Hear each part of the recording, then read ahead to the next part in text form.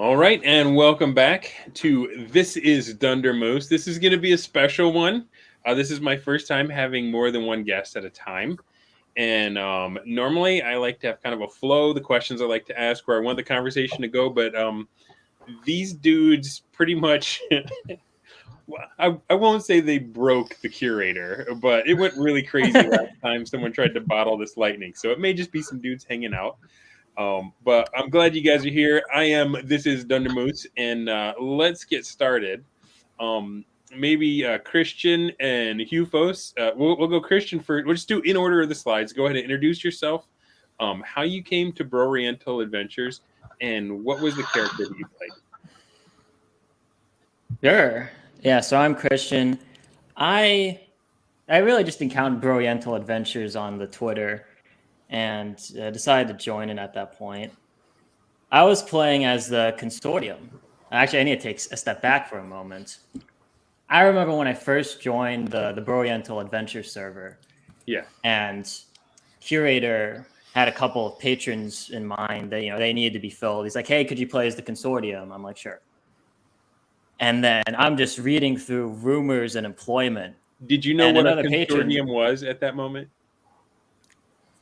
I did know at that point, like, okay, my factions thing is I make golems. I knew that I had a rival faction. I'm like, okay, what can I learn about my rival faction? Which was a patron who seems like they couldn't make it to this conversation. And that patron was just constantly posting about how the dangers of like the golems gaining sentience, like AI, sort of like this Terminator apocalypse type situation, and how like slaves are superior and things like that. And that's when I decided to ask Curator, like, hey, wouldn't it be funny if the Slugman, who is in charge of the Consortium, which is they just make golems and they're trying to compete with the slave market. Yeah. Wouldn't it be great if he was like experimenting with like this ancient golem he found, and it turned out to be like this sentient liquid golem that like seeps into him, takes control of him, and tries to take over Yoon Suin. So So it's like the AI apocalypse happening for real. Yeah, but like fantasy, like a little bit more fantasy. I actually gave the patron like the Chinese version of Skynet, like what they have going on over there. So nice. I was like, I basically stole Thule's idea. I was a little less on the nose than Thule was. Okay. And he went with it. So that's what I was trying to portray you guys the whole time and take over the city. Well, you had a built-in conflict from the get-go because the golems were threatening the livelihood of the slave trade, right? Yeah, exactly. We were competitors. All right. My memory isn't that good, and I wish Thule was here to explain his faction because frankly, there's a lot I don't know. Yeah, he may join. If he does, I'll chuck him in here, and yeah. But let's move on to Hjeuphos, aka Zhaozu. My whole thing when I first joined, it was a kind of a I was feeling a little bit defeated. I've been running my own game for a while, and Curator came out with his, and it got the Hjeuphos boost. Okay, the Hjeuphos boost is a double-edged sword. Let me just point that out, right? Like, yeah. He gets people talking, he gets eyeballs, but he can also bring. It seems like the crazies come out of the woodwork every time he opens his mouth. That's half the fun, though. Yeah. So I figured, well, I'm mine's not really getting a whole lot of patrons and new players coming in right now, so I'll go ahead and jump in on this end, and I decided to go with I've done a lot of reading on like Chinese philosophy and things like that, but I'm also really into music, and so I was like, all right, I'm gonna just mix those two together, and so mine was Zhaozu. And I was just gonna post a whole bunch about like wordplay and Chinese philosophy mixed with music puns. Rock on. there is something about a silly name. Like I know that like that was a big thing on Twitter a while back.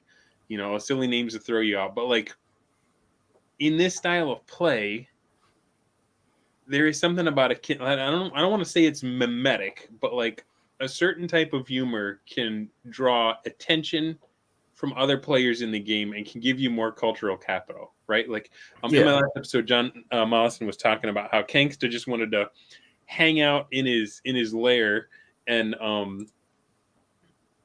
just chill, but people were cracking up at the memes, and so they were like, "How can we serve you? What can we do?" And he became a force in the game, right? So I being a dad, I appreciate the puns and the dad jokes. All right, moving on.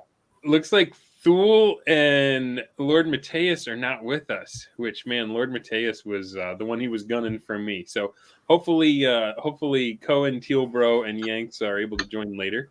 But let's keep moving. Mother.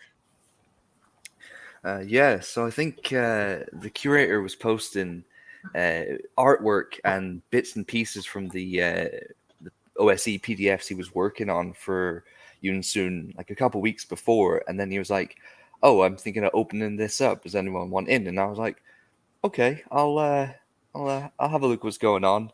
I messaged him in the roles and was like, "I'll just take an observer for now." And then I started reading through the thing, and I think very quickly I got back to him and I was like, "Yeah, I'll take a patron," and it was off to the races. Right on.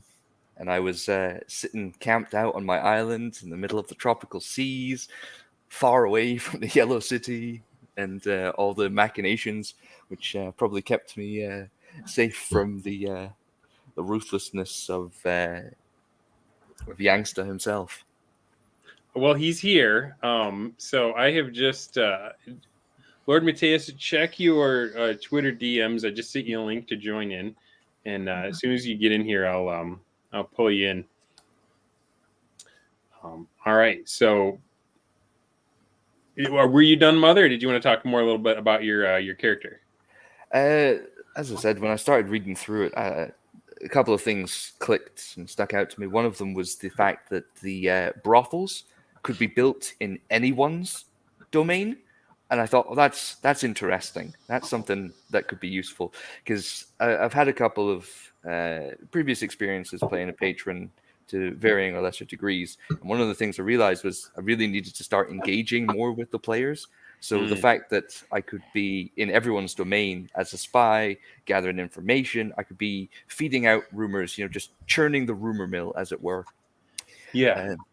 And then I noticed one of the monsters in the original Yoonsoon books was the Island Witch, and there was a part of her abilities was quite interesting. So I got back to the curator, and we put together Mother of the Yellow Sign on our island. Okay, so there's a hag behind the brothels. That was sort of the original pitch was something along the lines of one of the. They basically are sea hags, but southeastern inspired.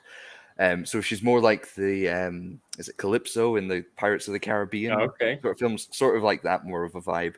A swamp hag, if you will. Yeah, basically. And they have an ability where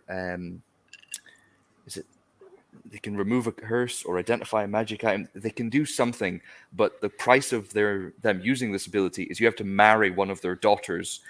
So I figured that all the prostitutes working in the brothels as spies were quote unquote the daughters of Mother of the Yellow Sign, but she only had like 2 or 3 actual daughters, so she bargained for favors. Now, with a lot was of the mother, like as a hag, was she a slug person or was she? No, she was human in appearance. Human appearance, okay? Because there could be a crab, it could be a roach, or like with this setting. Well, right? Yeah. Okay, cool. Sar Bombadil, and then we'll go back since Lordmatteus was able to join. Sorry, I'm late. Oh, no worries, man. Hey guys, so Sar Bombadil. So I found out about the game like everybody else did, I think, on Twitter. I'm a big Yoonsoon fan. I have been for a long time. I've run games in it, and so this seemed like a really cool opportunity to be a player for once. And so I played Amun-Sul of the Jatu Cartel, an opium dealer. And my thing was really what I wanted to do with this, having come from Brokenloft, where I spent all of my time just fighting and fighting and fighting. I wanted to do something a little more player-facing, and so that's why I came up with the idea of the museum and sending people out to find ancient artifacts in the old city and that kind of thing. So, dig it. All right, and then we'll go back to Lordmatteus, the infamous. Well, go ahead and tell us about your character. I don't want to give you an intro. No, that's all right. Yeah, so I played Hjeuphos of the Shizong family. I was given Knave's Nook and 500,000 gold pieces to do whatever I wanted with. So I came up with I talked to Curator ahead of time. Well, first, I've never done anything like this before, and I've been curious about the BROSR methodology. So I saw this as an opportunity to kind of see how it's done.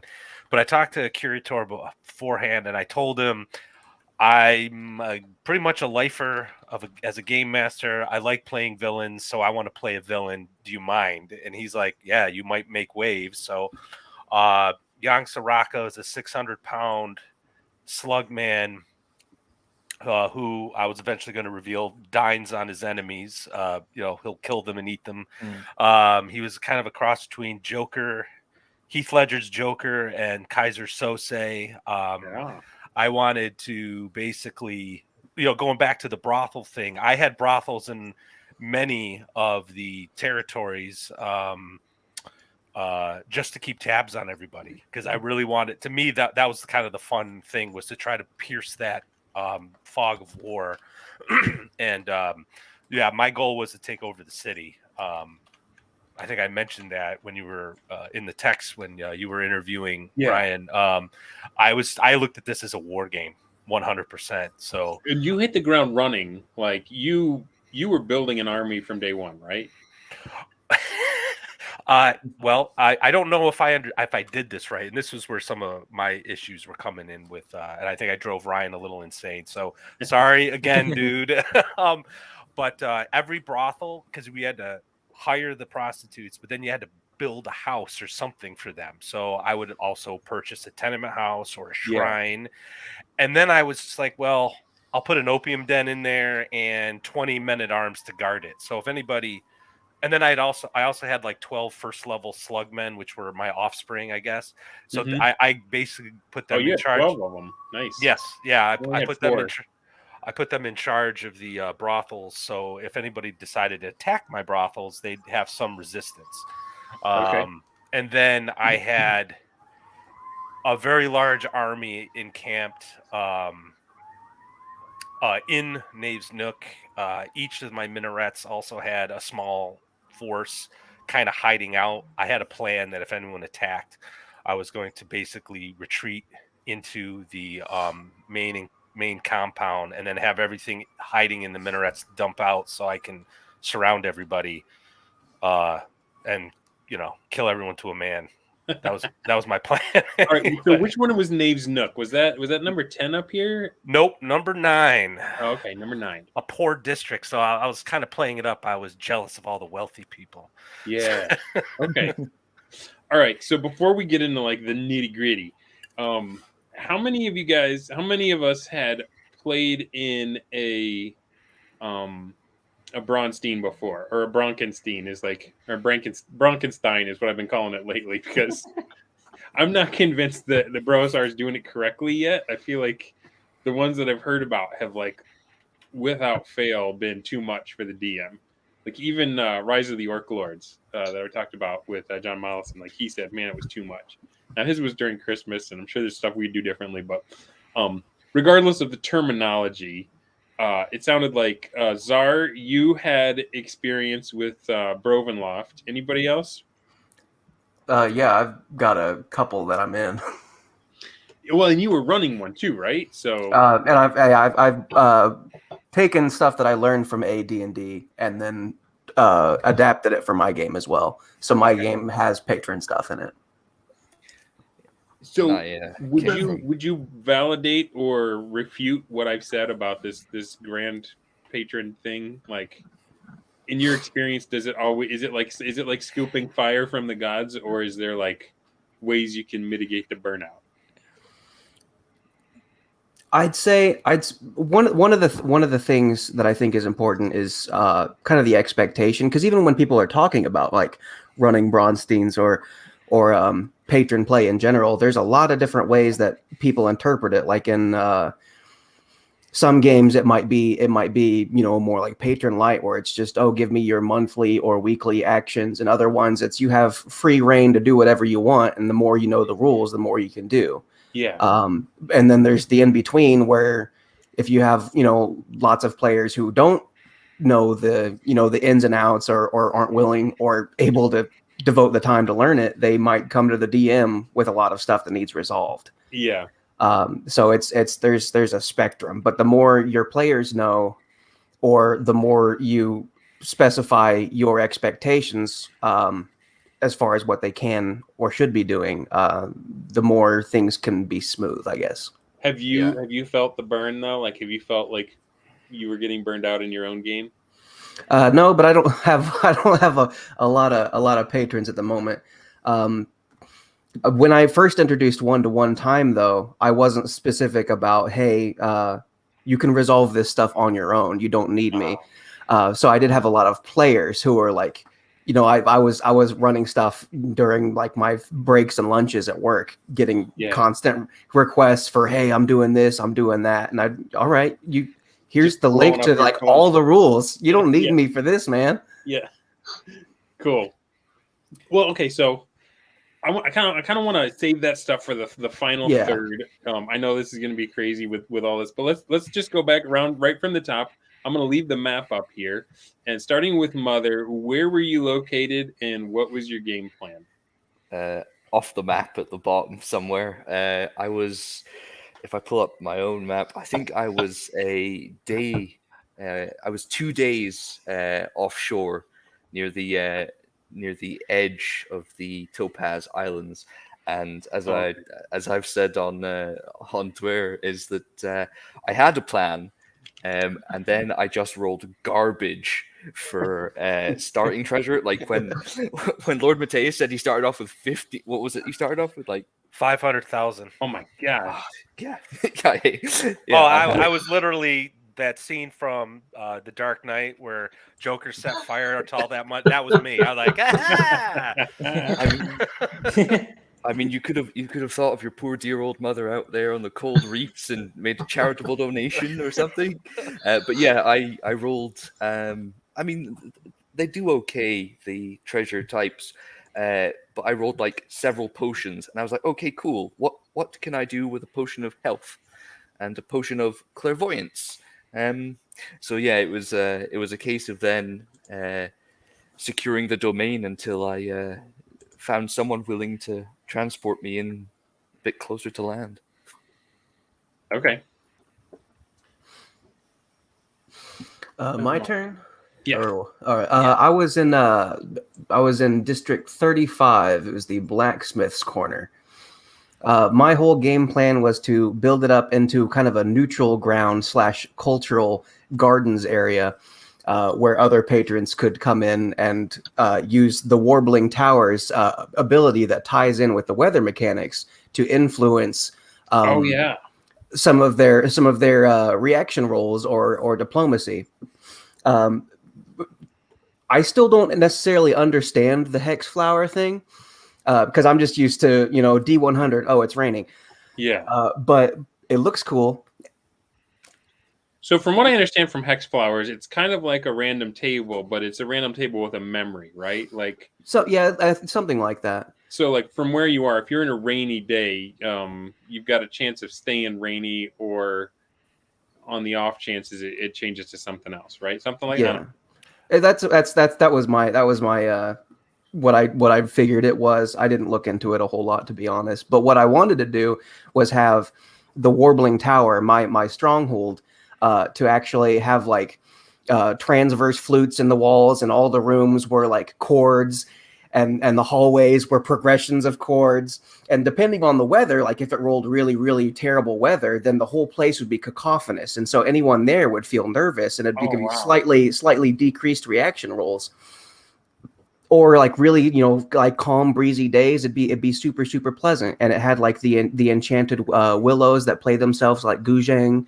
And since it was right next to the river, I specifically wanted a place right next to the river so that I could even say that there was like water wheels that had like programmable like a MIDI sequencer, you'd like do beats. So this is the thing I'm talking about as far as like when you are a DM and one of your players brings that level of creativity where you're like, there's no way I would have ever thought that your palace would be an instrument that's played by the weather. Like that's pretty amazing, right? And Ryan says, I feel bad I got burnt out because all these ideas were amazing. And it goes right with your theme of Sound Zoo, right? Yeah, Like, yeah, is... and then my henchmen were all, you know, Asian, you know, flavored puns of musical genres. I had pungku, funku, and roku. But then and I went ahead and rolled up a god and called her lo-fi. Nice. I'm trying to find the I'm in the Discord. Ryan, if you can tell me which channel. I'm trying to find a map of the bigger map of Yunsuin so that we can see where people that weren't on this smaller one. Weather control and sonic weaponry. Yeah, the weather control is a good thing because I had thought of that. If you knew that it's like someone was taking some people there, hoping for like good diplomacy, and you had a weather control spell, you could reduce the chances of their diplomacy going well. Yeah. So it was also a place where you could sabotage meetings. All right, I think I got one. I'm gonna share. I'm still getting used to software, guys. Sorry for my fumbling. I'm gonna share screen, and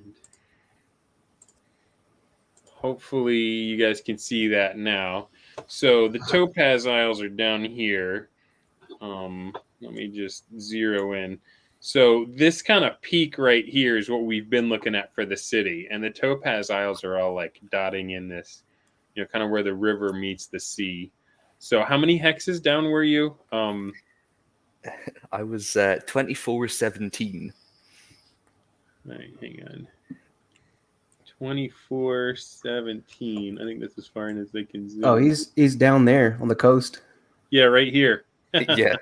Wow. All right. Cool. So it was Squidman I was more concerned about. So yeah, you were far away from the machinations of Lordmatteus. Yep. For good or for ill. For good or for ill. Not for too long, probably, had it gone on. But I mean, all right. So getting back to Hjeuphos, so was your design more player facing, or was it It was I kind of wanted it to be equal. Like I wanted patron interaction, and you know, alliances and stuff. I made an alliance with the Tree Jesuits, and I believe also Christian on the whole to deal with the whole slavery thing. And I also had reached out to Yangsa as well because he was fighting for the freedom of the Slug people, if I remember. But I also wanted to do the whole meme game and tweet out a whole bunch of stuff for players. And so one of the ideas that I had was like, oh, instead of brothels, it's going to be maid cafes where it's like speed dating and you bring the ingredients and then like pretty anime girls will cook for you.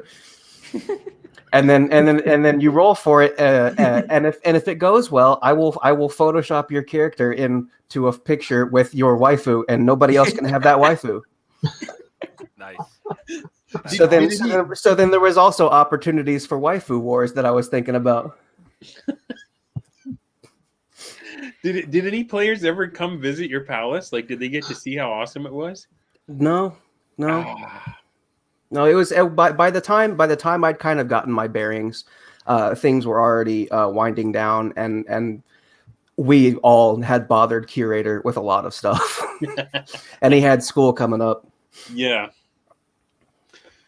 So I was in position 8 here. I was Banan the Far Glider, and I was in charge of the League of the Road to begin with, which is a guild of travelers. So I was thinking, okay, cool. Every adventurer is going to have to go on a journey, so I can probably get the PCs to join my guild. I came up with these ideas like, if you join the guild, it costs you this much because I was trying to raise money, but you get a magical tattoo, and we had a magical map at our headquarters that if anybody, well, the tattoo was if they dropped to 0 hit points, they had a small chance of coming back to 1 hit point, but I think it was like a 1 in 6, something like that. So it wasn't a sure thing. But what was the sure thing is if you drop to 0, it would put a dot on our magical map, and that was part of the agreement that when you became a guild member is that we don't leave our people behind. That if you guys dropped on an adventure, that a follow-up party would be put together to come rescue you, or at least retrieve your body, right? And the other half of that was if you join the guild, you have to be willing to answer the call if one of those parties is put together. So I thought, man, that might pull in some players. This red and gray section here is the old town, right? And I know Mateus was interested in what was going on there. Yanksa had like the fat crab was out here somewhere, yeah. Yeah. So I actually blew a lot of that money that I started with, and I needed to raise funds. So I thought it was reasonable, but I think some of the players didn't. But I was basically saying, if you're going to work for me, you'll get safe passage through my neighborhood. Yeah. But I'm taking 50% of whatever you bring back. And Right. if you don't sign on, and I talked to Curat0r about this, we changed the encounter tables just for Knave's Nook, that there was a chance you'd get shaken down by my men, and we were going to take 20% of what you had anyway. So, So let me just ask: did I get the crosshairs because I was next door to you, yes. or was it because 8 was kind of a passageway into the old? Well, it looks like you were bordering the old city too, so you had your own way in. Yeah, well, my ultimate phase 1 was to take over what I was calling the West Bank, which was numbers 1 through 9. Okay. And basically create a monopoly of sorts to anybody wanting to go into Old Town was going to have to come through me, which Right. means at least 20%. And I didn't know that there was someone. I didn't know who Fat Crab was until like he kind of reached out to me, and then I was like, "Hey man, why don't we just team up?" And come to find out, he's planning on betraying me, but that's cool. We were villains. We were Yeah. villains, you know. And I guess I would have done the same. So, but So yeah, go ahead. Go I ahead. was just gonna say, so the game started, and I've talked about this. I was up in a tiny little town in the middle of the woods. I had no internet. I had 1 bar of cell phone coverage, and it was like roaming. And so I was hampered in my ability to respond, but I felt like there was a lot of activity that started hitting me, and everybody was waiting on what are your defenses? What are you doing in your town? And I'm like, maybe I should buy maybe I should buy some real estate so I can raise money, right? So I was like behind the game because you were like balls to the wall. Let's roll up the coast. And I found out that you had sent some spies or thieves or something against me. Yeah, I sent. So what happened was because you did start late, I assumed that was an empty spot, and then it was sort of announced that so and so's playing now, and they're taking that spot. So I was like, The domed heights. I'm like the domed heights. It totally changed my plan. So I'm like, well, I hired like 20 thieves to go in there, and I'm just like, Yeah. just ransack the place, see what Get you what can you can. find. I Yeah. actually was hoping for information, not money. And I didn't get any information really, except for like 496 gold pieces, which was nice. And I think Yeah, you because you captured needed it some of so much them. with your 500,000. Well, yeah, hey. So, but I think like half my thieves were like killed or something in the little raid, and some of them just like ran into the old town or something like that.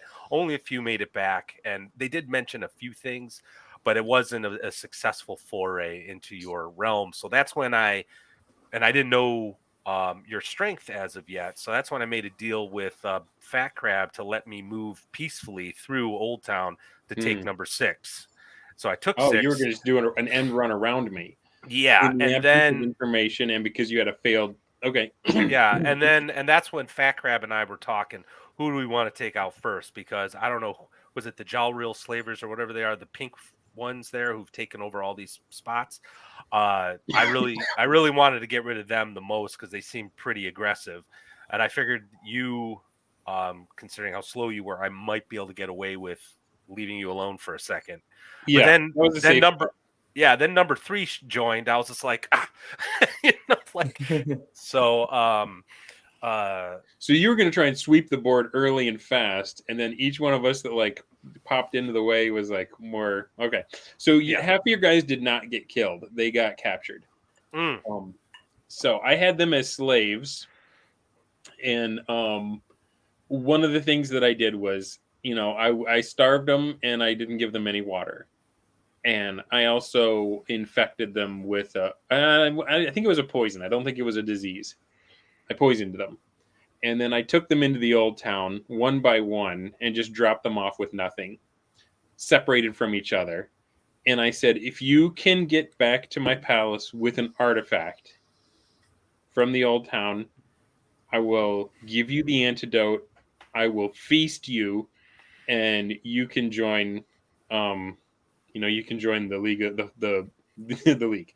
So not all of them made it back. I think some of them actually made it back to you instead of coming back to me.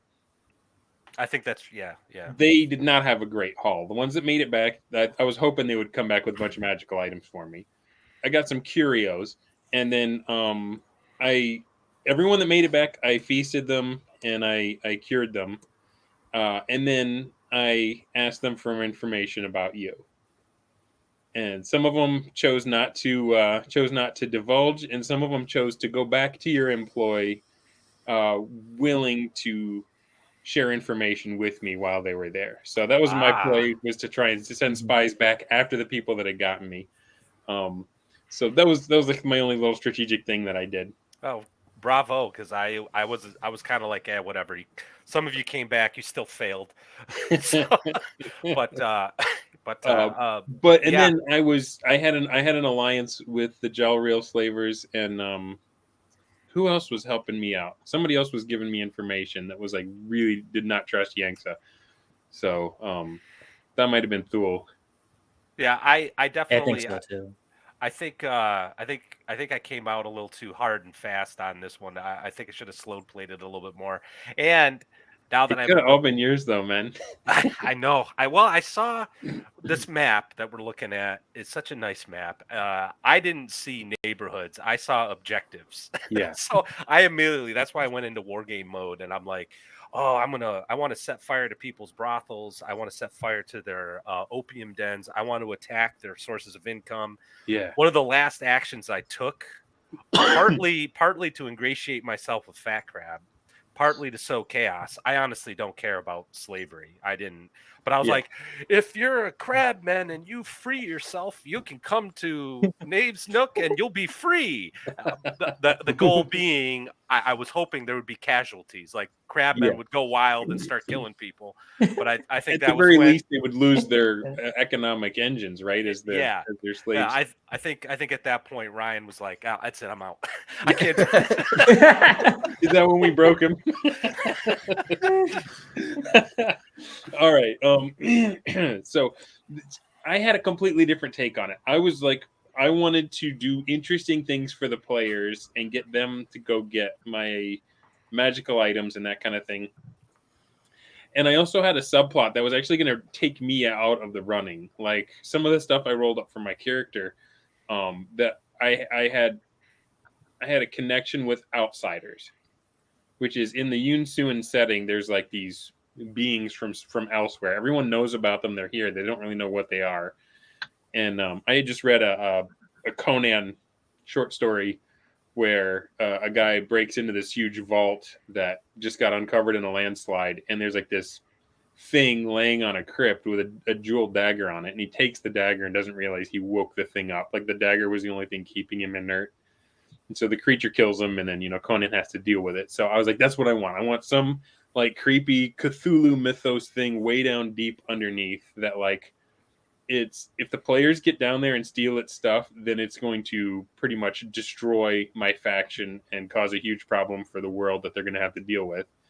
And the only the hint was that anybody that came and stayed overnight had strange dreams, and like so all your guys that were captured and like held in the lowest parts, like they actually heard whispering and stuff. Obviously, that never came to fruition. Obviously, I was playing the wrong game for who I was matched up against. Did you even need the players, Matteus, or were you like, no, I'm taking this? We don't need any session players. Well, here's the thing too, and I didn't obviously want a metagame. I had one player actually sign on with me, and he was kind of reluctant. But for me, my perspective was, I don't know you, you don't know me, but I'm a big guy. I control all this land. Yeah. If you can prove your loyalty, I would, that 50% cut would drop to 40, maybe drop to 30. Maybe I'd give you more stuff to play with. I wanted them to prove their loyalty. Who was it that had the museum? That was me.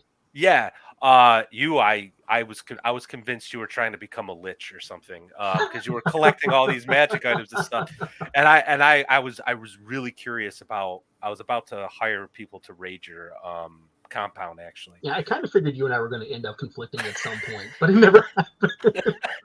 But it got kind of under my skin because I'm playing with them as like this crab man during the sessions, so I'm trying not to metagame at all, right? But they're just talking all this smack. Yeah, Hjeuphos sucks. He doesn't give us any stuff. Blah blah blah. And then this guy with the museum, he gives us all this stuff, and I'm like, so I'm like, yeah, I'm a crab man. I can't speak. I'll just shut up. That's hilarious. But yeah, right, if I were to do this again, I want to make this clear. I think I'd be more player facing and try to do more with the players because not knowing what I know now and after participating, I think actually that's where more of the fun would be.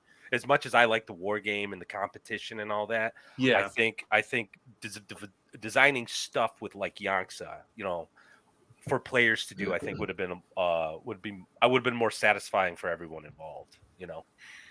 That being said, though, you were a real force for change in the world. Like, I think that's one of the powerful things about patrons is like the regular play of the game.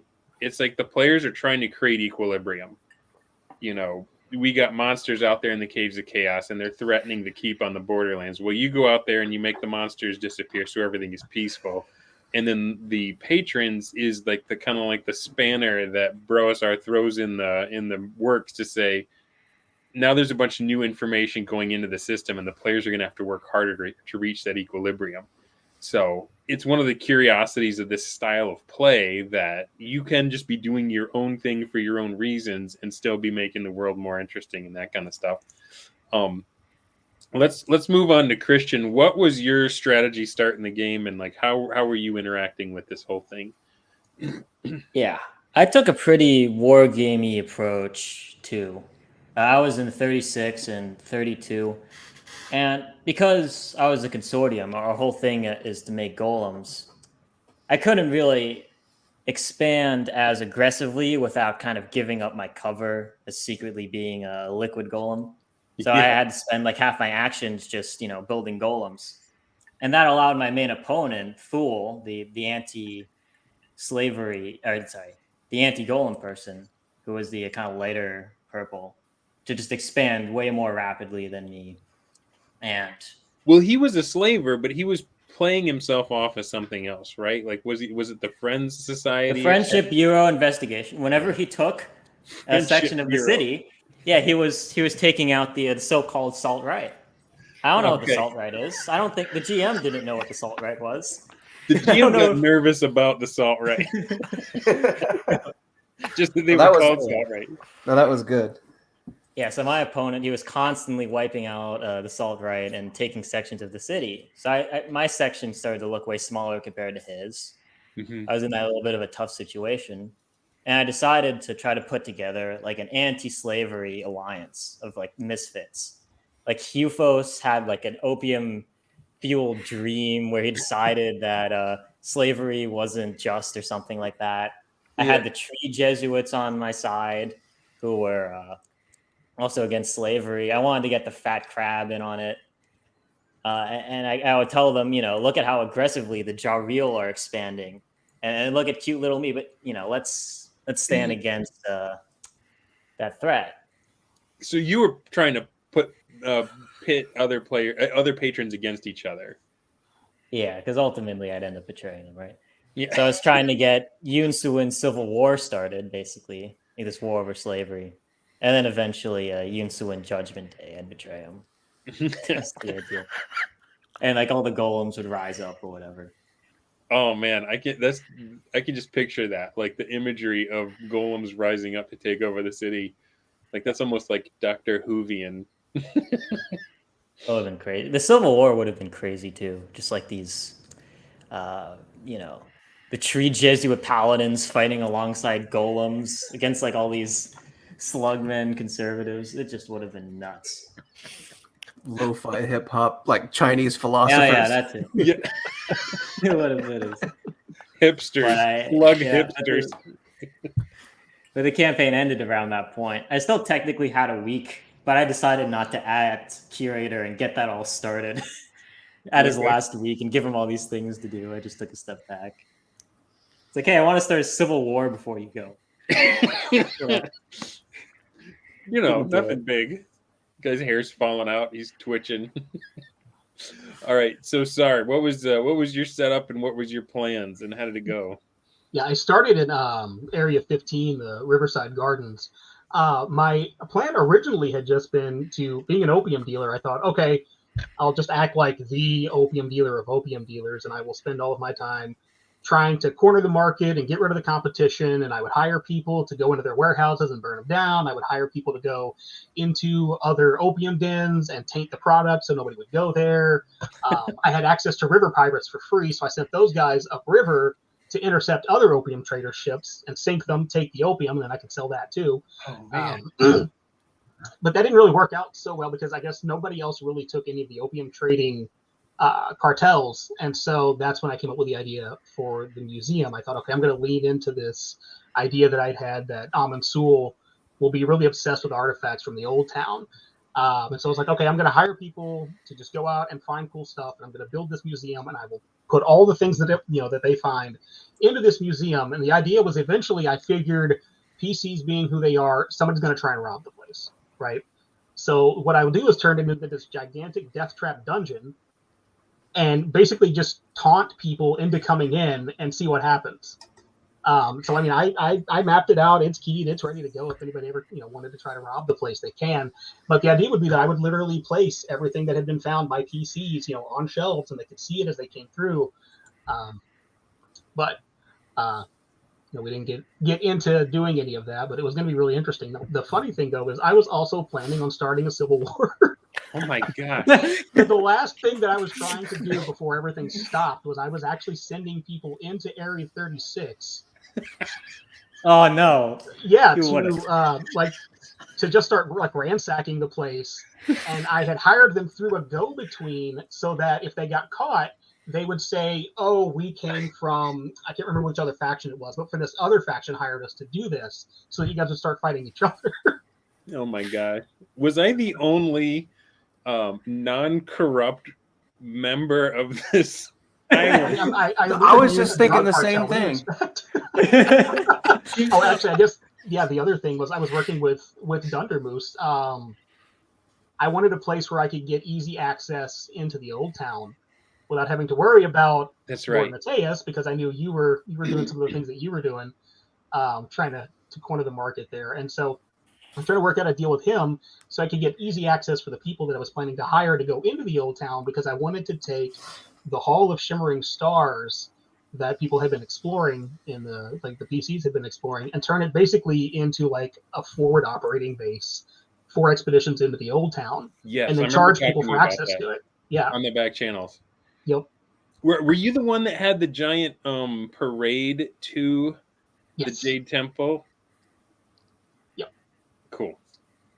All right. So you were one of my my allies, and the other one has joined us. RuleOfThule. You want to just real quick tell us about your character, the Cohen-Teal bro, how you were set up, and then you can just roll right into your strategy, what you were trying to accomplish. Well, okay, first of all, can you hear me? I can hear you. You sound good. Okay. As far as the strategy and the setup, I was kind of, I missed the beginning of the stream, but I imagine a lot of people started in a position where they weren't really sure how things would shake out. There was a lot of stuff. There was a lot of rules and a lot of things going on. But were you here in the Yellow City, or were you in the wider? Yeah, I started in 4 there. Okay. In number 4. I was this faction called the Hjeuphos Slavers. Yes, but that's not what you called yourself. Yeah, I called myself the because they were tax collectors and bureaucrats, and the idea was that they would nail people for tax crimes and then turn them into slaves. I thought of trying to like come up with some kind of like a bureaucratic agency. So I called myself the FBI, the Friendship Bureau Institute. That's right. And I kind of themed everything based on just based on that. All right. And my strategy at the beginning was I noticed that there were some canon enemies that I had, and nobody had chosen any of those enemies yet. So I just kind of picked one, and I just ran with it. So when you say you picked an enemy, like you chose someone to go after? Yes, there was 3 canon enemies, I believe, and they were all the different slaver factions. Oh, okay. And one of them was the Consortium, which was sort of like Gollum based. And I thought, well, that's cool. Somebody will probably pick those guys up. So I decided to sort of publicly go after them, and I made like one of my premier areas in my zone, like the Gollum exclusion zone is what I called it, the Gez. Yep. And did you run into that consortium? Like, That was me. The consortium. But everything I was talking about, that was like me versus Thule. But yeah, did you run into his exclusion zones and stuff? No, I haven't. It was reaching my border. Sorry. All right. So some of us, like, obviously, I was not in war game mode at all. I was in player facing mode. Some of us were a mix. The Friendship Boroughs, were you about conquering the city, or were you about luring PC interest, or like what was? That's a really good question. That's a really excellent question, and I think one of the difficulties that I had was that I wasn't able to formulate what was expected of me in that respect. So there's always 2 ways you can go about these things. You can kind of adopt a wargaming mindset, which is more what I'm used to. Just try to win. It's a game. Try to win. Yeah. Try to come out on top. Try to push yourself into a higher and higher state. And that's kind of what I ended up going with. I did try to attract player interest, but it also wasn't clear to me exactly. A lot of the actions that we had available to us were very high level. They were things that the players wouldn't necessarily interact with. That makes sense. So those those actions would not necessarily filter their way down to the player level, like to the sort of ground level of the rule system. So it ended up being the case that because of I did some analysis of the mechanics, and I just decided that the best thing to do would be to hire a lot of mercenaries and just kind of protect myself. I did make some backdoor alliances, we'll say, or friendships at least, as is fitting with my name. But well, you were bringing me a lot of intel about Yangsa and warning me about him, because I knew I'd been hit. I knew someone got money. Right. I didn't know who got me. And Yangsa was actually quite diplomatic as well in our short amount of communication. Like, he wasn't tipping his hand that he was the one that stole from me. Right. Yeah. Well, I became concerned about him because he was doing he was doing a lot of stuff like in the old city and kind of this hashed looking area in the northwest. Yes. He was doing a lot of stuff in the old city, and that concerned me because I don't, there's not really a whole lot about that in the rule book. And it just seemed like if there is a guy, there is a patron back there, the Fat Crab, I think he was called. Yes. And he was waiting. I had no idea. Yeah, I had no idea at all what he was up to. So I was very on guard when against Yang Saraka and against his faction, the name which it escapes me at the moment. But he's on definitely. The chat. You can tell us, Yang. So what was your faction's official title? The Tijang family, and everyone hated them, and they hated everyone. Right. That's why I kind of took on the persona, like maybe we were once like noble or something, and now we're in this poor section. It's just a lot of jealousy and a lot of anger, and deciding to take back what's once ours, that kind of thing. So you guys were both playing the capture real estate game, right? Capture land, like. Yeah, I certainly was. So you weren't that interested in Old Town, right? No, in Old Town, yeah. I mean, my influence, canon-wise, my influence was all in Yellow City. So I just like in Yellow City proper is what I mean. So Old Town is kind of it's sort of beyond the oligarchy. I mean, there's a bit of a like extra layer here in that the slugmen, like the cartel rulers, are sort of the cartel faction leaders are slugmen who are part of like the oligarchy that runs the city council. Like they run the city through their like each of the faction leaders essentially gets a vote on this council. Yeah. And so I had to be on the lookout for all those guys. Is basically what I'm saying. And all of our influence is like in Yellow City proper. It's not in the old city, or at least that's how I read it. Got it. See, whereas for me, I was very interested in the old city because as the League of the Road, like we were interested in exploring and mapping it, and we were going to purchase journals and maps of any adventures and went there. In my mind, that's where all the dungeons were. That's where all the magical items were to be found. Like that was what the players were interested in, and that's why I chose to put myself in 8 because I thought, well, that's right near there. I can hit them up on their way in with my guild, and that's what put the crosshairs on me with Lordmatteus. And I thank you for warning me about him. By the way, turns out he was up to no good, if you can believe it. Fat Crab and I were debating on who to attack first, either the Hjeuphos slavers or the Domed Heights there. So we couldn't figure out which one. I was leaning towards Hjeuphos because you were taking all this real estate, and I'm like, oh yeah, absolutely.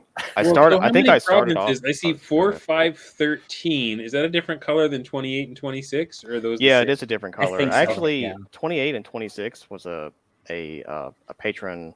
I think he goes by Kodiak on Twitter. Okay. He's named like Slug Adabu or something like that, from what I remember. And I briefly got in touch with him to help him like get 28, I believe, because I didn't want the consortium guy to get it essentially. Naturally. Sorry, Christian, you were blocked. No, I had pretty nasty plans. Anybody want to share any more of your plans? I want to make sure I give you a chance to share the things that you were up to or you were hoping to be before we move on to the next section. Oh yeah, absolutely. So since things are it's been a little while, I can break some things from Fog of War. So one of the reasons, so Dundermoose, one of the reasons I got in touch with you, well, there was really 2 reasons. It's like 50-50. One is that you're right on the pathway from what I perceive to be Yang Saraka. Yeah. Who I perceive to be kind of a pretty big threat. Well, if you look at the color, like 6 and 9, like he went around me to grab 6, but he would have preferred to go through me. Right. Correct? Am I saying that right, Lordmatteus? Yeah, and again, like at the time, because of the failure of a scouting / raid, you got gun shy. I was just kind of like, I have no idea what's in there, and I'm not going to just dive in there just yet, especially when the Hjeuphos slavers had been taking so many. I figured they were the bigger threat. out of the two, and that's why I was trying to get Fat Crab to join me on attacking Hjeuphos slavers first, and then hit 8, 7, 3, 1, and 2. Well, and that then was we were luck on my part because you would have rolled me. I think I only had like 2 mercenary units at the time. oh, So yeah, I would have. I was easy pickings. I'm just glad that I captured those thieves and was able to spread them around. So you thought we killed them all. I'm sorry. Go ahead. The other, yeah, sure. The other 50% of the reason is that you are you're like the explorers faction. You've got, if somebody's going to know what's going on out there in the fog of war land, it might be you. That's what I figured. So I would, I had heard about I had discovered the issue with the slaves and things like that because I've been doing some spying. And so that's why I headed up there in the first place. One of the interesting things that happened was I actually managed to turn one of Hjeuphos' lieutenants against him. It was Did you. know I knew someone. I was like that. It was my right-hand man. He was my personal assassin. I didn't even get a chance to use him. Oh, What happened? I'm so pissed. I was only able to turn one of his schlubs, one of his little thieves. Turning his right hand man. That's impressive. To be honest, I'm not entirely sure what happened. That's sort of a, as far as what was rolled and what made that outcome occur. I really don't. I couldn't tell you, but it must have been a really crazy roll on a spying effort. I had a dedicated spying team out there in 9 in Hjeuphos' territory, and basically what happened was Curator came to me and he says, "Look, you managed to get this guy on your side. He's sort of like a defector now. He's you can control what he's doing." And I was like, "That's crazy. I mean, this is like a is this for real? Is this like he's actually giving me somebody else's lieutenant?" And he was a high level assassin. He's a really good stats, high level assassin. And I thought it would be so rude if I assassinated Hjeuphos with him. But it occurred to you. It did occur to me, absolutely, yeah. So I thought it might be a little, again, I was still in there was uncertainty about how we were supposed to treat and approach the game from a sort of metagame perspective, let's say. Yeah. So what I decided to do instead was have him attempt to kill the second in command because he was like the third in command. Okay. The assassin was the third in command. So I had him attempt to assassinate the second in command. And what's funny is that he failed to do that, but despite that, he was so good at his job, at his role, that he managed to stay hidden his identity. I mean, he managed to protect his identity, and so he just ran away and escaped. All right, Ryan, in the chat, let us know, or Lordmatteus, if you know. I know in first edition there is a table that tells you if you're going after somebody of this level, here's your chances for assassination. Does OSE also have something like that? It might. I'm not as familiar with OSE. And I don't believe so. I was in the same boat. Like, I just knew that my assassin disappeared. And I have no idea what was rolled or how it was adjudicated. So Ryan says, the spying was a little broken, unfortunately, but it led to a lot of fun things. It's stuff like this that makes me want to take all of this and run the game in AD&D, but the system is just daunting. Yeah, so it is daunting. There's a lot to it. But I feel like that might have been some of the rub we were feeling. And this gets into Rube's question from a little earlier. What were the patrons' impression of the homebrew economics? So let's go ahead and move into the third section of what I wanted to talk about was how did this specific version of a Bronkenstein work for you guys? And what lessons would you take away from it as far as like how to be a better patron or how to interact with them? So let me just so we don't cover ground we already covered with the curator. One of the things I feel like came out of that, and you can feel free to disagree with me, Ryan, is that OSE, although it's brilliant for what it is, maybe incomplete for adjudicating the kind of things that come up in this type of game. And so that might have been part of the limitation. Another part is because we were married to Yoon Suin, there were certain, like, the factions were chosen already. You got to pick which one you wanted to be, but it wasn't like make up something and tell me what you are, right? Like, we had certain roles to play. Which, how did you guys feel about that? Was that limiting, or was that freeing, that you're like, okay, I don't have to start completely from scratch, I have a basis? I'll start with you, Mother. Well, I was playing one of the monsters from the actual Unsun bestiary, so I don't think I had quite the same experience as the guys who took the faction straight out of the book. But I suppose the limitations it set, and I didn't quite rub up against them the same way. But So you certainly, enjoyed playing a monster. That was good for you. yes, I think I have to apologize to the Absolutist, whose first encounter with me did not go so well. I will hopefully send his characters back to him in one piece. But no, I found the thing that brought that up. Unless they want bestowed with the ability to breathe underwater, they will remain chaste men. So yeah, but yes, there was certain best encounter in the campaign, hands down. So you got to share a little bit more now that. Okay. What happened? So I just set up my island, and I was rolling because I was so out there. I thought, right, the only way to entice players is I got to check to see if there's layers or something, within the hexes. So I'm rolling for this, and that's why I was posting so quickly in the rumors tables, because I was just rolling up stuff and You filled that sucker up, dude. yeah, maybe a bit too enthusiastically to start with, but all of those rumors were things I was encountering in my isles, and the Absolutist sent a couple of emissaries to me, and we still hadn't quite the Curator and I still hadn't quite nailed down how exactly my ability works. It's very similar to a Medusa, but instead of petrify, it's charm. Nice. So which is why the Twitter profile is the snake lady from the Golden Child. So at least I was trying to drop some hints that maybe you should approach me in this sort of manner. So he sent the Rock and two other strapping Maori gentlemen to me. Exactly, and they failed their save versus spells, and were enthralled by my beautiful countenance.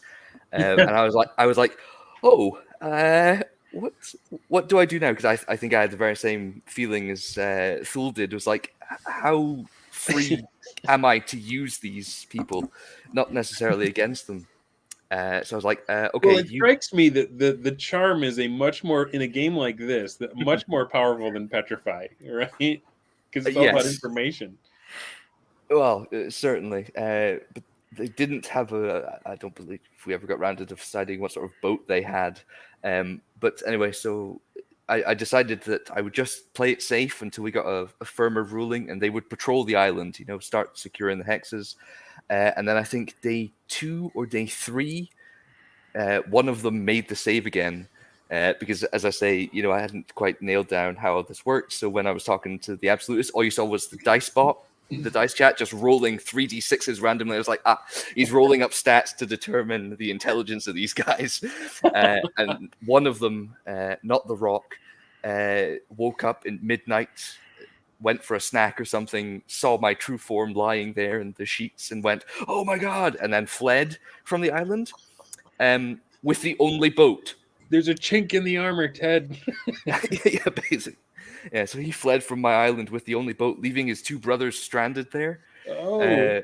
So that was an interesting twist. So I'm still sort of waiting for the Holy Spout to launch crusade against my island. Brilliant.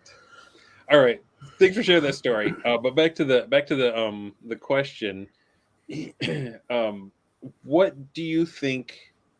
How can a DM who wants to run something like this in your opinion, what can they do for the patron players to make it easier or more manageable or whatever? The from what I've seen, the way the land grab was done in Live in Earth, the way Crom has done some things in World of Worth, when it was that, the stuff I've seen from Hugh doing the Crucible, and there's another guy who did a Dark Age Europe. It seems that there needs to be a set sort of instructions, like this is how you build the as in Axe. It's very good because it tells you at the back, if you're a patron, you are of Conqueror level. Well, this is the sort of stuff you have, the specific gold quantities and the chances of magic items. And then it's, if this is King level, well, this, all that. OSE doesn't quite have that, because it comes off of BX. So I think as you were talking to John Mollison the other day about codifying certain elements, that's one of the things.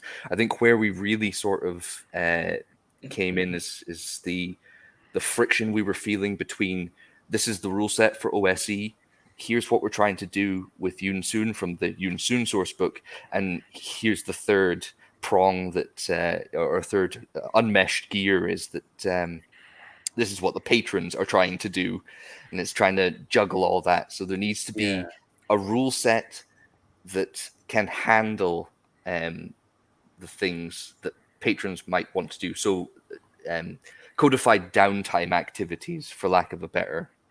So if he had done AD&D First Edition or Adventure Conquer King system, that might have cut down on the back and forth with the patrons, right? Because he could say, all right, read pages 46 through 80 or whatever. I just made those numbers up. But read this section, and then you can adjudicate a lot of these questions yourself. Just roll the dice. I trust you, and play the game that way. And then only only reach out to me when you have something that legit you need a DM to weigh in on. Yeah, perfect example of that is the brothels that everyone was trying to set up in each other's territory. You got a certain number of courtesans from that. Well, there was no specific rules in BX OSE that handled spying. It just says, it costs you, the OSE one certainly is just like, it costs you 500 gold a month. The DM will determine the severity, and I think it's like a percentage chance. Whereas AD&D is like, here is the step-by-step, these are the constrictions of everything you're trying to do while spying, including the time length that will take to do so. So I think it was a case of putting more patrons out into time jail as well, not just the players. I think. Yeah. I like that. Any other thoughts on how to do this? Or do it better? Oh, certainly We're all not. still figuring this out, right? Like, this is still experimental. That's what I love about this kind of stuff. Yeah, certainly not do it better. We are definitely in a period of experimentation and refinement. I think this has been certainly an experiment. And that's why I really appreciate you guys coming on and helping pull back the curtain. I feel like there's a lot of people on Twitter that are kind of watching from the outside and like making assumptions about how it goes based on their own frame of reference from how they play. And so I think it's helpful to hear from you guys that are doing this stuff, that are in the arena, getting your butts kicked. Your perspective weighs a lot more with me than other people trying to imagine how it goes and then straw manning their false assumption of what it's really like, right? All right, let's go to Hjeuphos. Any other insights as far as like how to make this work better for you as a player, or how to make it work better as a DM? I'd say it just kind of goes back to a little bit like what I talked about earlier, where the one who's running it just needs to be kind of clear about the expectations, like as far as if it's more like a pure Bronstein where it's I'll get daily or weekly or monthly actions versus the more fully fleshed out patron play like in a lot of the AD&D games where you're free to do whatever you can as long as the rules support it or some interpretation of that. And that's that end, the more free to do whatever is kind of how I run my game. But this one, it was kind of just tough to get a feel for what was doable because I was still learning the system. Yeah. But then there was all the supplements that Ryan had, our curator had made. And I felt like the supplements helped, at least for my thing. I mean, again, I had no connection. So every time I tried to download a PDF to my iPad, it was like molasses. But I was trying to read OSE, I was trying to read Yunsuin, and I was trying to read all of Ryan's supplements, and it helped. But I felt like I was all over the place, and it was kind of stressful because I had Yanksa in my grill testing and probing and pushing, and I was like, I am not smart enough to counter this man.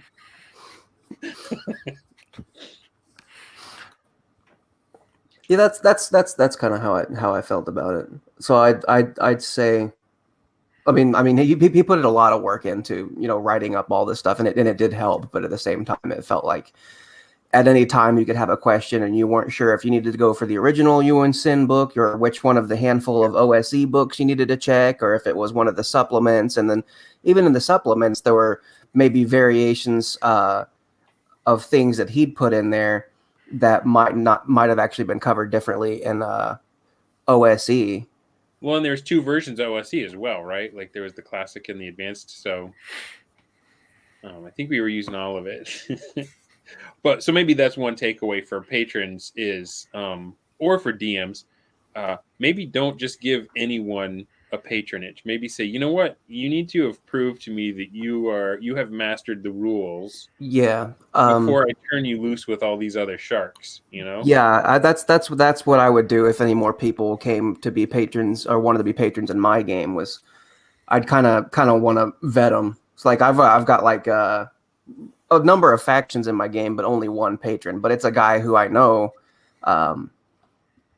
knows how to play because he's played 3.0. We ported his character over. It was 3.0 or 3.5, yeah. But we ported his character over as a patron that specializes in divination, and he's getting into all kinds of stuff and has already caused some trouble for players.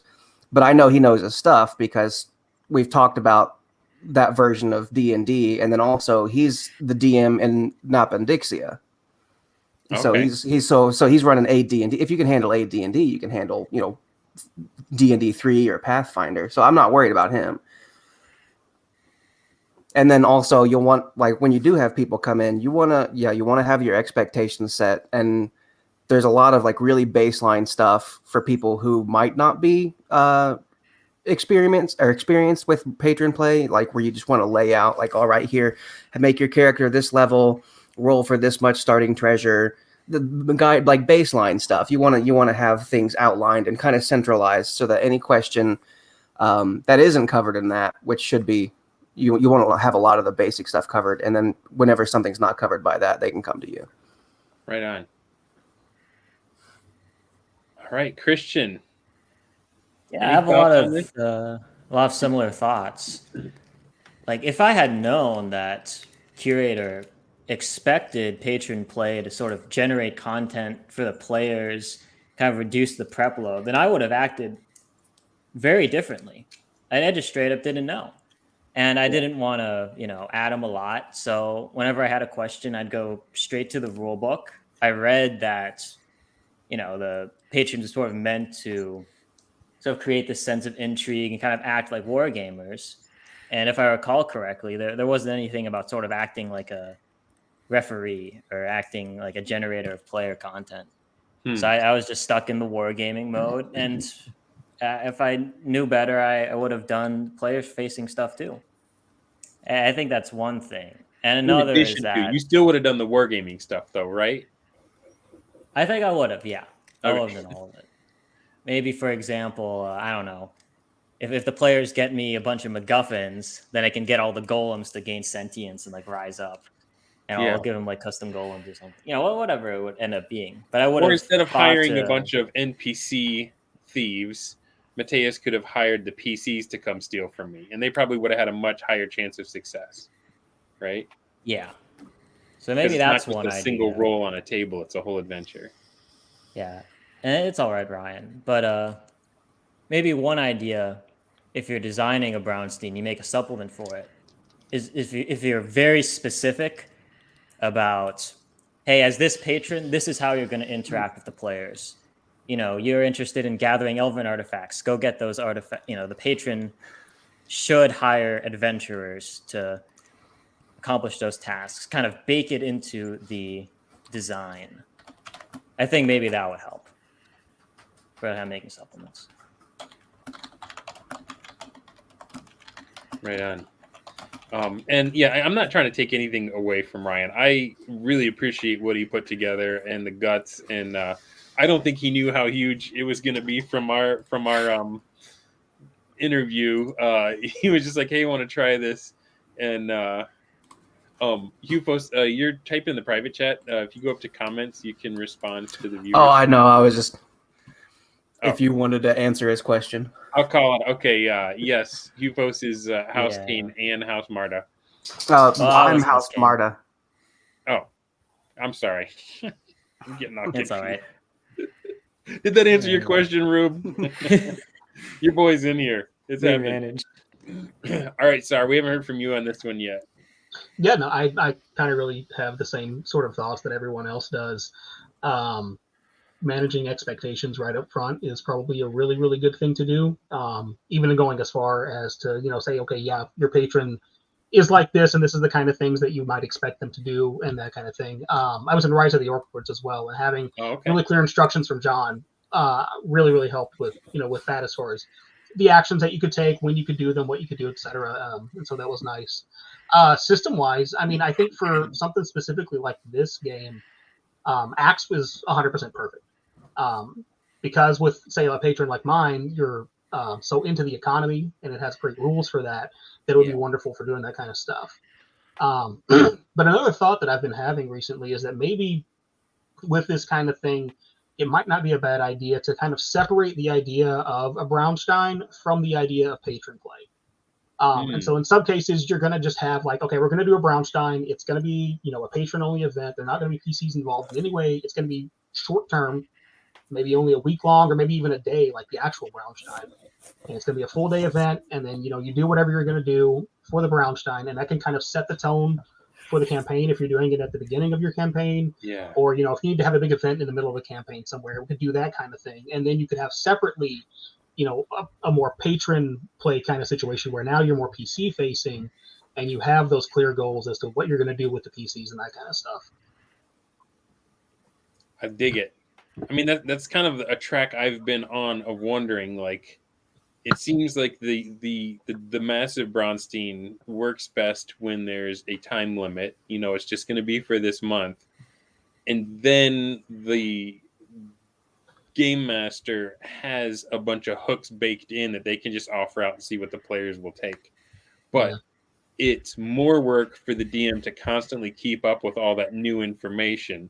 So if you think of it like breathing, like when it hits that equilibrium, bring in the crazy sauce for a bit, and then back off the crazy sauce and back into, okay, how are the players going to deal with all of this stuff that just happened? And it seems like you need a DM and a patron player relationship where they're comfortable handing their character off to the DM and saying, I don't know what you're going to do. You may get my guy killed, but here's, who he is because of our interaction. You know what he would try to do. And then next time we go back for the crazy sauce, if my guy's still around, hopefully he's still around and you tell me what I got going on, right? Right, 100%, yeah. And I kind of wonder if maybe even a month is too long. For me anyway, after Brovenloft, which was a month of absolute insanity, I wanted nothing to do with D&D. Wow, okay. Almost forever. Well, that and one you was were just a player. You weren't the DM. I can't imagine. right. And yeah, I have no idea how in the world he did that. I would have gone absolutely nuts before I would love that. to get him on this show. He's really busy right now, as you can imagine. It's October again. But yeah, if you're watching, hit me up, bro. I want to hear all the dirt on how Brovenloft went down. I'm sorry, did I cut you off, Zar? Oh, no, I was just saying, like especially after the what we call the Battle of Cecilvania, the siege of the Count's Castle, which took a battle that played out over 6 days in Twitter DMs. I didn't want to touch dice again for a very long time. So I mean, if you're gonna have an event that intense, I mean, it's a ton of fun. It's the best thing, like the most fun in gaming I have ever had in my life. Yeah. but I think it really needs to be one of those really short, intense bursts, and then you back off from it a little bit. It's just mainlining D&D. 100%, So yeah. like, what do you think would be a good time frame? Like 2 weeks, a week, 3? Maybe a week. I guess it might be a little different, considering like I think I keep going back to the original Bronstein, which is always just a 1-day event. Yeah. But that's a little different because everybody's face to face. It's in one room, whatever. So maybe like a week, if you're doing things online, would end up being an interesting time period. And you could always, speed things up. I know 1-to-1 time, but like every move in a Bronstein could, be a week of in-game time or something. Mm-hmm. That can make some interesting things happen, I think. Cool. All right, Matthias, this was your first time doing something like this? Yeah. And all right, what were your takeaways? Well, I'll just start off by saying I kind of agree with everything everyone has said, and it actually fills me with confidence that I actually was paying attention and learned what I was supposed to learn, because I had the exact same thought. OSC is just not a complete enough system. We need something, especially for this many patrons.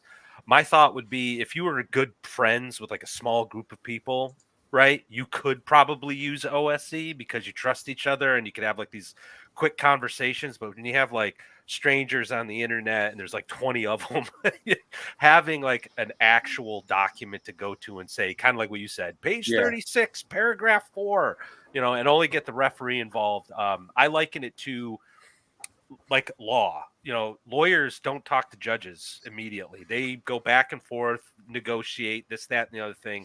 And then when there's a dispute, they go in front of a third party, a dispassionate third party arbitrator, the judge. So I think something like this could certainly work, but you need a complete system like Axe or AD&D 1E. I know. Are there any other systems that can handle this, or are those pretty much the go-tos? Those two. I wouldn't know. I will defer to the bro experts on that one. All right. But I did have a lot of frustration because the incomplete nature of the rule system, and then the fog of war. I was just kind of like, at one point there was a major ruling that was announced, I think at the end of week 1. At like 1:00 in the morning when I'm sleeping, and I woke up and I saw it, and it looked like it was something to do with someone using metagaming, right? And it was sort of like, hey, don't do this. I thought they were talking about me because I had been bothering Curat0r and I want to say Hollyfeld, like, what am I supposed to do? What are my parameters? I don't know. And so I thought I was getting accused of cheating, and I freaking blew up at him. And I want to once again apologize because it was not. You got emotional. Oh yeah, because I work I pride myself on knowing the rules and not cheating. Okay, and I was just like, what? Oh, so Curat0r and I had a talk, and he's like, no, dude, it's not you. You're cool. We appreciate you. Thanks, buddy. Again, I can't apologize enough because I was so frustrated. I like, what the fuck? But I did have fun though, and I want to say, I think when Ryan ran sessions, I thought he did a good job as a game master. Okay. I personally think, and I personally think anybody all things being equal, thrown into this would have had as much frustration and burnout because it just was a lot. And I'm hearing now, peeling back the fog of the war, it makes so much more sense to me. All the sort of, I'll just use the word drama around it. So yeah, I think setting expectations, certainly, when I as a game master, when I have a new player, I don't want to use the word mentor, but I keep an eye on them to make sure they understand the rules of the game. And it would have been nice, and I'm not blaming Ryan for this at all. I'm just, in the future, right, if you make sure they know what to do. And I do like the idea of actually vetting players. Like, look, you just don't know the system. Maybe patron play isn't for you. Like, I think that's perfectly fine to do, just as part of that setting expectation process. So the most accomplished pro couldn't mama bird, baby bird 30 brand new patrons, right? Well, I got frustrated with Hjeuphos, and not during this. This has just been like more of the broader conversation. That infamous, infamous interview he had with the basic expert. I flat out told him, I'm like, do you have actual practical advice? Can you actually outline what you do and how you do it? Because I get it. It's like a dance with the patrons and the referee, but I need more than metaphor, man. Like, so, I think this conversation right here, like, I've learned so much, and like, I'm Awesome. excited for the next one. So let's see. So there's that. Oh, and just to kind of circle back to the very first question, I love it when players, game masters, and I guess patrons buy into the setting. Like, I did not want to play random fantasy Gonzo. I wanted to play Yoon Suin. So I thought it was awesome, some of the stuff that we were seeing. And I thought Curator did a really nice job trying to make that game world come to life. Jeffro might make fun of me about this, but I like immersion. I like to feel immersed in a game, and I felt like Yang Soraka every time I logged into Discord. I'm Right like, on. giddy up, motherfuckers. You're not the only one. I also, like I said, I've run Yoon Suin before, and I really, really like the setting, and especially with something like this, I think buying into the setting is incredibly important for a game like this. It's a very evocative and visual setting. One of my favorite encounters in my 30 years of gaming happened when Ryan was running a session. We stumbled upon thank you, Black Lodge. Those guys are hard to please. But we had this great encounter in some back alley where there was this kid who was lost. So we were like going up there to talk to the kid. Well, turns out he was like this unique undead, and almost like we were snipping at it, fighting. I was playing a crab man, and like all of a sudden it's like, we're not damaging this thing. So I like knocked down the scaffolding that he was climbing on or something to create like a barrier between us and them so we can escape. We run down the alley and jump on a player's boat because he joined the session late, and that's how we escaped. It was awesome. I mean, it felt like Yoon Suin because it was the jungle. It was this. You're snipping apart a dead baby with your crab claws. Well, I am a big fan of Lamentations of the Flame Princess. So that kind of stuff I've appeals to me that. too. I've seen that stuff on your Twitter. But yeah, no, I thought his running sessions I thought was good. Yeah, and where things kind of fell apart, I guess, is on like that patron level play, like really communicating what you can and can't do. Like looking at the guilds, you can purchase a Mason guild and that gets you a bonus while you're building stuff. Yeah. I don't know if you've ever played any of those real-time simulated battle games like Warcraft, but like, you have your peon go out and build the mill, right? And that helps you do this other thing better. Well, if you destroy the mill, like you suffer, right? Well, that's why I immediately went into war game mode. I want to destroy those things, and I think I coined the term economic terrorism. I was like, that's what I want to do. So, and I don't know if that's what Curator expected. Confessions of an economic hitman. So, but I learned a lot, and I'm really glad Curator had the cojones to do this. And it sounds like a lot of the bro guys, the experienced ones, feel the same way. So I think that's a very good takeaway, and I hope Curator realizes that, because I know he was feeling bad, but he should. And just to so that it's not misunderstood, like dunking on people in mockery is Jeffro's love language. So, all right, Thule, you've been very patient. It's your turn to hold forth. Same question. What can a DM do to make this easier for patrons, or what can a patron do to have a better experience going in? Well, first of all, I think that given what unfolded, actually everything went extraordinarily well, like much better than anyone could have expected, realistically.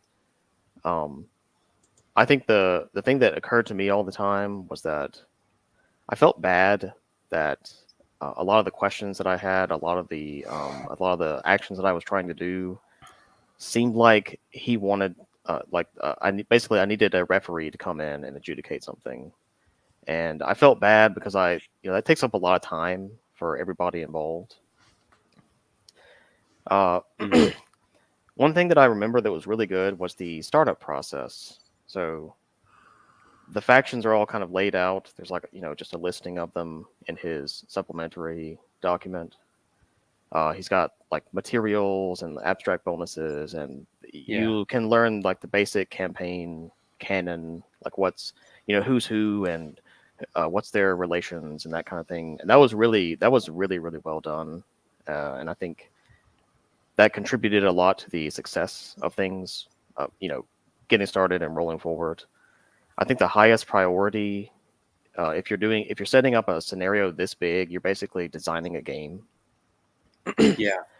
And so you have to design it in such a way that you are intentionally doing as much hands-off adjudication as possible. Well, yeah, that's the promise, right? Like, hey, this thing will run itself, right? And it's like, does it ever live up to that promise, or I think the expectation? Right. Yeah, that's a really good question. I think the issue is, it's kind of a meta level consideration because, well, somebody said earlier that if everybody was just friends, you could approach, patron A could approach patron B and just say, hey, I'm sending my guys over here to spy on you. What do you got? What have you got over there? And that kind of thing. But if it's a really big game, it's, random people, like your instinct is just to try to win. Mm-hmm. Your instinct is just to try to, follow the rules, just, go A, B, C, and try to, increase your game state. But if you have a way for the patrons, for these kind of like faction leader sort of patrons to adjudicate things without needing referee at all, that's the highest ideal. And I think you have to design something specifically to do that. I don't think there's a way around it. I think you just have to make something specifically to do that. One way to do that possibly is to use a lot of high-level abstractions. There are a lot of high-level abstractions in the supplementary document that we got, and these are related to some of the actions that people can take, some of the actions that like the faction leaders can take, and things like that. So I think if he did not have that, it would have been a disaster. For sure. It would have been a total disaster. So, I mean, you have a basic template of like, you can sort of do, action A, B, or C. And then if you want to do something else, then it's like you're sending your guy out and that, you're sending like your actual character out to do something and that kind of thing. And as far as, I guess the last thing I would say is, there's sort of been an ongoing question about what is the role of a patron in this kind of game? Are they trying to win, or are they trying to create stuff for the game? Are they trying to interact with the players? I feel like the ideal thing is if they can do all three of those at once, and that really comes down to, like I said, if you're setting up a scenario this complicated, it has to do with game design. It has like you have to design the machine so that it cranks forward in that particular way, that whenever you do your high level action, that it filters in a specific way down to the player level to something that's cognizable to them, something that they can understand and touch and feel the effects of, but that you don't necessarily go down to that level as a faction runner guy. And I think that's, I mean, this game was so big and it was very dense. Everybody's right next to each other. It's pretty crazy setup for a patron play mechanism. And I think his supplementary book that he gave us with those abstract actions and that kind of thing, that was extraordinarily useful. And I think that kind of kept things going even when things got really disorganized, sort of in the backroom management sphere. So you said a couple things that were really profound to me, and I don't know if you guys have seen episode 1 of this show, but we talked to Rick Stump, who's amazing. He's had a campaign going for 44 years now, and he's like, I have regretted the times that I've given players level 2 to start. He calls it Monty Hall, and I wonder if part of the hidden value of waiting until the players reach domain level is that they already arrive not only with a knowledge of how to play the game, but with a understanding and respect for the milieu that we maybe didn't have because we just started off with like warlords ready to carve it up. Right. Whereas if maybe we had grown with it and then grown power, we would have had, the bordering guy maybe was a friend and we could say, all right, I'm going to spy on you. And we'd have that interaction you're talking about. Like, I wonder if all of those three things you brought out, the reason we struggle with it is because we started off with these powerful characters before we'd done the homework of Right. Like you're starting kind of in the middle. that connective tissue that builds organically. But by the same token, I can see the counter argument of saying, well, if it takes 4 years to get to domain level and we're not all going to get there at the same time, like I want to play with the big toys too. Yeah. I don't necessarily agree with what Rick was saying. I mean, he's a brilliant guy and he has a lot of experience behind that. But the way that I see tabletop role-playing games is that they are second worlds filled with characters, and some of those characters, presumably they are high level, they are powerful. There's already a history behind what you've done. Or at least in some campaigns, that's the case. And so, for a player to take control of one of those characters is natural, I think. Yeah, it's a natural part of the natural design of the game, and I mean that's a reasonable and valid way to think of this concept. It looked like Mother and Czar also had something to weigh in on this. Mother, you want to share what you thought of when he said that? Sure. I think there might be a happy medium between the two positions in that I had a thought. Is that you don't have to wait till domain level, but then you don't also have to give out the high levels at the patrons at the start. Is that you give them out as they emerge, like the one in your Borderlands campaign. The players encountered the kobolds, so suddenly you needed someone to determine what the kobolds were doing. The PCs have to train at some point. Well, who's the trainer? And then suddenly you now have that higher level magic user in town or in the two towns over. So maybe it's maybe there's a way it could emerge through play. It sets up a pull dynamic, right? Where it's not like the kobold guy's bombing me with information. It's just when I need to know something that he would do, I reach out and say, hey, here's what's going on. What does your guy want?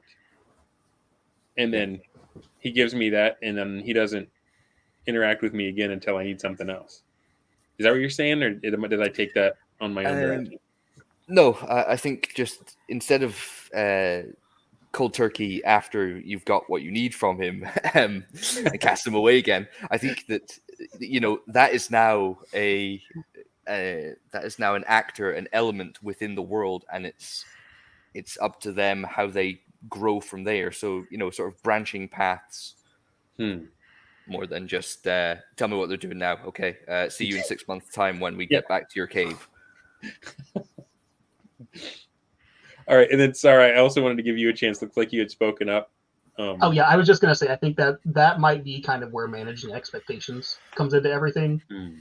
Like if you are going to give somebody a higher level, patron character, whatever to play with, that you give them from the beginning some kind of idea of who this person is, how they fit into the setting, what they've been up to in the past, and what you as the DM kind of expect maybe that their path will take. I'm not talking about taking agency away from them entirely, but just saying this is their personality.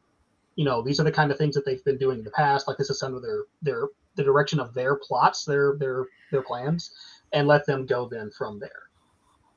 So what if I was trying to design something like this? What kind of initial goals do you think would be good to give patrons? Because it doesn't have to be their overall goal, right? As John said in the last one, they start with an initial goal, but the player can say, well, I don't want to do that. I want to do this over here instead. But like, if we're trying to think from a design perspective, what would be a good way to, and I don't know if this is answerable because I'm one of those external processors that when a question comes to me, it comes out of my mouth, but something maybe the brains can think of here in this room. What would be some good rules for an initial goal and maybe even initial alliances or rivalries for one setting up long something like term, this. one short term. Just something as simple as that, maybe. Yeah, what does your guy want to do this week? Right. Yeah. Going week to week, I think, is really a good way to start with that kind of thing. Okay. I definitely agree that going week to week is a big difference from doing like daily orders. Yeah. And it's a bit more, when you're doing that, it's kind of a bit more, let's say, abstract, hands off. It's not right in the details. As far as the larger question, I think it depends strongly on the specific circumstance. Like in this specific circumstance, there's a huge scenario with a ton of patrons, a ton of possible patrons. There's already a setup. Everybody, there's these dense neighborhoods. There's a lot of stuff going on, and you couldn't. It might be difficult to say, well, just run the game up to that until it gets up to that point. Right on. The granularity of actions and time probably needs to be taken into account with the scope of the game. Yeah. Well, when you say granularity, what do you mean exactly? Like the time it takes to do complete actions, doing small actions or things like that, counting the stuff by days rather than weekly turns or monthly or however you want to do it. The more actors there are on the stage, the harder it is to pay attention to any one of them. Yeah. Well, yeah, and especially when there's a lot of chatter. Yeah. And so getting generated, and like the PCs might just get overwhelmed. I'm like, I don't know. There's too many hooks. I don't know what to take. Yeah. So like when he was talking about like the weekly actions, that would have been probably better than doing a daily log like we had done, because still that's every week potentially 30 things that you need to double check and make sure no one, mess something up or whatever it is for just the patrons. Daily would have been like mind numbing, I imagine. Everybody would have like not wanted to play D&D afterwards, right? So you can say whatever about like curator shouldn't have picked out OSE, but the real thing is like that man has some mental fortitude there to just deal with it as long as he did. Yeah. It's a lot to handle. And I think he picked OSE just because that is the Familiarity. system that Yoon Soon is written for. Yes, is that correct? I think so. I think so. And so what came out of today, I feel like, is that wrong system, but it feels like choosing Yoon Soon was a win because it had what you guys were looking for. Would you agree with that, Lordmatteus? Oh yeah, like I've gotten myself in a little bit of trouble saying things like I'm not interested in playing ho hum basic D&D. I've been doing that for a long time. I'm interested in cool systems. It's one of the reasons why I like Lamentations of the Flame Princess so much, because you're not getting anything normal there, and so and Yoon Soon has been on my radar for a little while, and So, and I made this argument to someone before. I go, because they were trying to say like, well, maybe Curator shouldn't have been so heavy-handed pushing the setting. And I said, well, if you came to me and said, hey, man, I'm going to run this game that's gothic horror, and I showed up and there's Muppet wrestlers, no offense, guys. I'd be pissed. That's the third round. I know. I'd be pissed. I'd be pissed, right? Yeah. Because my expectations were gothic horror, and I'm getting, the Count or whatever. So I'm sorry. I'm just busted. But that's fine, man. Do you think? But so and that's why I really do appreciate Curator really trying to understand the setting and then presenting it such. Like there's a cast system built in, and he put together, I don't think it's a perfect mechanic, but it was a cool mechanic that affected reaction rolls. So if it was the slugmen talking, who were at the top echelon talking to like some filthy foreigner, there was going to be a modifier to the reaction table. Well, even that's brilliant to me. That was brilliant.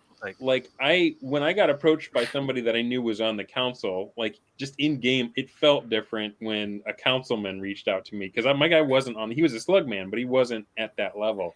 And I was like, oh, got to be careful with these guys. You know? Yeah, and I think that's the kind of thing you want to see, and that's another thing. Like I kind of look for in a game system too is, does the game mechanics for this setting change a little bit to help reinforce the setting? I look at Dark Sun as a classic example of this. Yeah. Everything from character generation is different. If you run out of water, your alignment changes. Like, Oh my it's gosh. oh yeah, you fail a save, you slip from lawful good to chaotic evil. I've had TPKs because they've killed each other over a gallon of water. Wow. I love Dark Sun. I love Dark Sun. I've Anyway, never played it. oh, it's so great. Anyway, Sounds pretty so cool, yeah. but that's what I look forward to, and I think Curator did a really nice job putting that together. So I felt like I got to play in Yunsuin. So to me, that's a win. Yeah. I'm were happy. there. Yeah, I'm happy people were afraid of Yangtze. That's a win. Terrifying, bro. I wish I took the city, but I'm looking forward. And like I said, I'm very honest. I mean this. I'm sold. You BROSR guys know what you're talking about. I'm looking forward to the next one. One of us. However, Google I want to gobble. be clear. I don't think every game needs to be BROSR. Oh yeah. I am on board. So thanks for the conversation. I've learned a lot. A lot. I'm I should have learning been a taking ton. notes. Haven't heard from Christian in a while, and I wanted to ask, referencing Rube's comment, join someone else's Bronstein before you set up your own. 100%. Not just for maybe DMing a Bronstein, but like I feel like there are people that get hurt in this kind of play, and maybe it's only been a couple. And I'm not talking about Ryan here. I'm talking about actual other players that I've played in Trilopulus with and stuff. There is a difference between someone who comes into a game humble and willing to learn, and they kind of watch those around them for cues before they interact, or people that come in thinking, well, I've been playing this, I know how this works, and like they come in trying to be the caller on their first time at the table and stuff. How much do you think the attitude of the player and or the patron and or the DM impacts whether they think the BROSR is something fascinating that can elevate their game versus feeling like it's a bunch of people that are going to hurt my feelings and make me feel like I need to justify the way I play? And I'm sorry if that's a really complex question to lay on you, bro. Yeah, I can't say I can answer it. That's definitely the approach I'm taking. I've definitely, I feel like a lot of us might have flirted with the idea of kind of running a BROSR campaign or doing something big. I'm definitely trying to start small and be as humble as I can. Why not play in a Brownstein first? Why not watch Secrets of Brownstein? Yeah. Why not read the Brownstein document and then I'll try to do it? That's definitely the approach I'm taking. Right on. Can anyone answer his question? I can't. Could I I need a recap because that was a long one. All right. Yeah. So the nucleus of the question is getting back to Rube's comment, join someone else's Bronstein before you set up your own. And not just for DMs or for patrons or players, but like the idea that because on the one hand, we've been saying, well, Ryan was very brave to set this up and lauding him for just having the stones to throw it out there. Yeah, and even when he had 60 people sign up saying, I'm still going to give it a shot. Yeah. On the other hand, was that the hubris of the young? Was that because he's confident? Maybe he was overconfident and should have tried to play someone else's game first.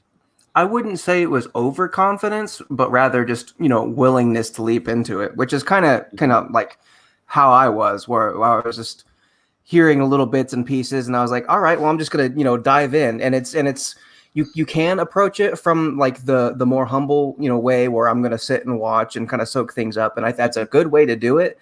But trial by fire is always an option. The attitude that they have once things start happening at the table, good or bad, I think is the more important thing. So like we're sitting here talking about things that we've learned, but then there's other people who may have had their characters die when they were executed for stealing dragon eggs or something like that, and they get really salty about it. Yeah. And in my case, like if that were me, like I got executed, that's a really cool story. That my character, there's lots of times where I'm thinking like if my character died right now, that would be pretty cool. I'm okay with that. It's interesting. Yeah. So I think it's regardless of if you're wanting to jump in and learn by doing, like trial by fire, or if you want to lurk for a bit and see how it's done over time. Either one of those are fine. It's how you react to the things that happen to you, or you're willing to let interesting things happen, even if it's bad for your character. I think that's the thing. Yeah.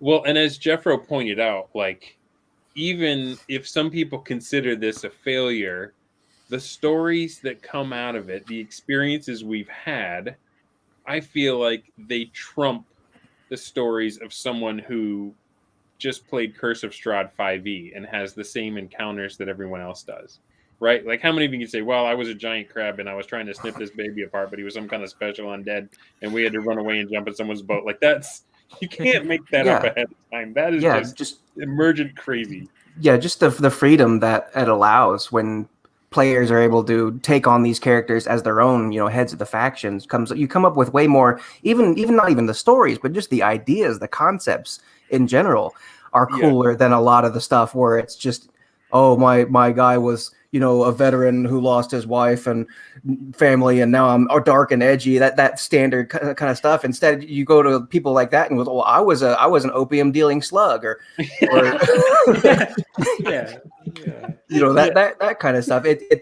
You can't really compare it because a lot of it we've heard for years. Everyone's played a lot of those same characters in conventional games, and on the flip side, you have people playing stuff like that, or like a crab, like pinching little undead babies with your crab hands, or. Well, correct me if I'm wrong, and Ryan pointed out in the chat too. I feel like every time that a baby or a young person or a child was encountered in Yoon, it was never good. It wasn't just the cute little kid, right? It was something awful every time. I think canonically, kids did not exist. Was that not the thing we came to realize at the end? No such thing. It was just some alternate horror reality where all kids are creepy and terrible. Well, there's a reason why everyone in the Yellow City grows up to be corrupt, trying to overcome the whole city, right? It's because we all start off as monster babies. Could happen to you too. So there's a thing that I do, and I feel like Brian Howard also does it on Rolling Bones. So I don't want to take too much, but it is such a good question for this kind of thing. Since we're talking about these stories, and because my goodness, we're almost 2 hours in, and man, Mother, it's like what, 4 a.m. for you now. Thank you so much for sticking in here with us. I'm having so much fun just hanging with you, bros. I don't want it to end, but let's end on this last sweep of the radar. Share one memorable story. It could be from Yoon or another Bronstein, or just maybe from your own table games. Like, what is one story that, like, when you think back on it, it makes you smile every time, makes you glad you're in the hobby? We'll start with Mother. So because I was able to charm people that came onto my island, eventually I ended up with a bunch of Tabasic men who had been chased there because the leper colony that they had been next to had infected them. And the Tabasic men turned out to be troglodytes, but in an OSE version. And eventually I managed to level up. So now I have henchmen and retainers at least. And I managed to level up one of the lepers, and I gave him some of the only pieces of jewelry I had, and I sent him to the big city on the back of a winged Pegasus, which is a tale for another time, to learn to become an assassin. And I was like, yes, I will have Dimmark, and he will be my hand in the city. And then I realized that the training times meant that probably about midway through the training period to become a first level character, my charm would dissipate and he would realize the horrors of the island he's just escaped from. So somewhere out there is a leper with a piece of jewelry worth a small fortune. Probably enjoying the opium dens of Jar 2 in his final days. He's just gonna have this moment of clarity. Where Yeah. he's like, it was all a lie. That is hilarious. Oh man! All right, Hjeuphos, you're up next. I didn't get a whole lot of interaction in as a patron on the BROriental Adventures, so I guess I'll do one from my game. Right on. It was a few years ago when we started. One of the players decided he was going to play as a big stinky Sasquatch who dealt drugs. I think I know that guy. But he's so like a long time ago, like when we first started, they took up this quest to clear out some weird plants out of this lady's garden. Just a local rumor I'd rolled, and it turned out they were actually like phlogiston bushes, which are basically contain like the explosive ether from like Spelljammer. They just like soak it up from the air. So they actually managed to like keep them from exploding by dousing them with create water spells. And about a year later, after they've done a whole bunch of wandering around and interacting with different factions and stuff, they follow up this lead where this explosive crystal called Mana Burn is actually being imported. It's like smuggled. So he goes in there with the party, and they decide we're just going to sink this ship because this stuff is dangerous. It's making people spontaneously explode. The crystal, not the plant.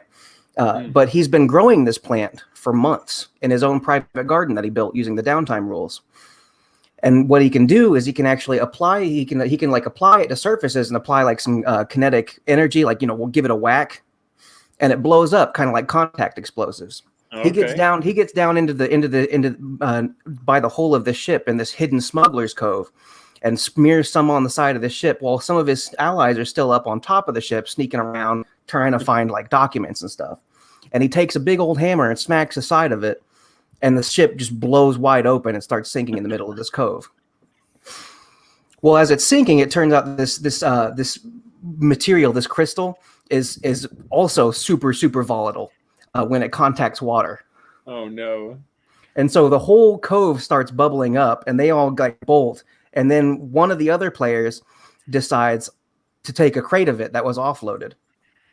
So he fails to like actually pick it up in time, and like I'm counting down seconds to this whole place goes nuclear, basically. And while like everybody else is bolting and running off, he and one of the other players managed to barely lift one of these crates as the place goes out.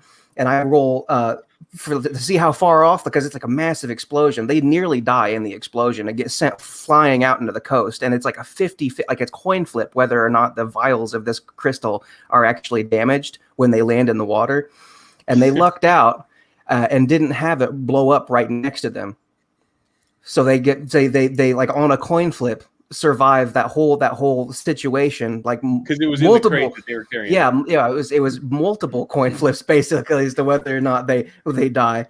But they get flung out like 100-something feet into the water with a 30,000 gold worth of this like really rare magical crystallized potentia in these crates, and they wash up like unconscious.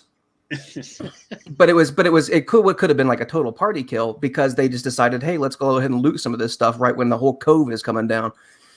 But I think about that all the time. just the timing of it. Yeah. And also I wasn't expecting them to like try to steal any of this stuff or blow up the ship. Like, what are you, nuts? They were there just like looking for information and trying to sneak in and get some documents to prove the smuggling, but they destroyed like the whole operation. Wow. Right on, man. Thanks for sharing that. On my screen, Christian, you're up next. Okay. I guess I'll just talk about Yunsuin for a bit. I think most of us would agree that being able to act like every single day like was a mistake. It was way too much. But it created this really awesome atmosphere of like, wow, every day of my real life, there's this little Yunsuin world, and something is happening there every single day. And that was just remarkable. Like maybe one day if I got my hands on the sweatshop district, I could like create golems way faster. So one day I might plan on taking that And then the next day, Thule takes it from me. It's like, dang it. And this is just unfolding like every day of like my summer. So that was just a really cool experience. I wasn't sold on the Muppet stuff that the BROiental does or the silly names until I I don't played in think anybody BROriental means Adventures. to have a Muppet. I think a Muppet is something that happens to your campaign. It's not like, let's have Muppet. It's like, oh crap, now we Yeah. got a Muppet. Right? Yeah, and this helped me understand that, and how these Okay. things pop up. So that's kind of a standout experience. Right on, man. Thanks for sharing that. Czar Bombadil, you're up next. Yeah, this also involves explosions, so it's a good one. Years ago, I was running a game for some friends of mine in the Carcosa setting. I don't know if you guys are familiar with that one or not. But if you're not, it's basically like a mix of D&D and Gamma World. And the players had gotten a hold of, by that point in the game, a flying ship and a nuke. And they had done some work, and they had figured out how to arm the nuke, but they did not know how powerful it was, and most importantly, they didn't know the size of the blast radius. And so they decided, okay, well, we have this thing. What in the world are we going to do with it? And there had been the ruler of a village nearby that they had been dealing with for a long time, and they hated this guy. And he hated them. They'd been going back and forth for a long time in the game, and they're like, screw it. We're getting rid of this guy in this whole village. We're just going to drop the nuke on him. And it's like, okay, cool. So they get there, they position their ship above it, and they're getting ready. They arm the nuke, and they're going to drop it. And I'm like, okay, there's got to be some kind of chance of failure here. So basically, look, just roll a d20, and as long as it doesn't come up with 1, no big deal. It happens. So I had this house rule in my game at the time, what I called the giant D30 rule, which was once per session, I had this giant D30, and you could, anytime you were going to roll a D20 once per game, you could roll the D30 instead and take whatever result came up. And so the guy dropping the nuke was like, okay, I'm going to use the D30 on this one, right? Make sure I don't get that 1. And of course, rolls the die, comes up a 1. On a D30. And y'all just stare at it for a couple minutes going, you've got to be kidding me. It was like, did that just happen? Yeah.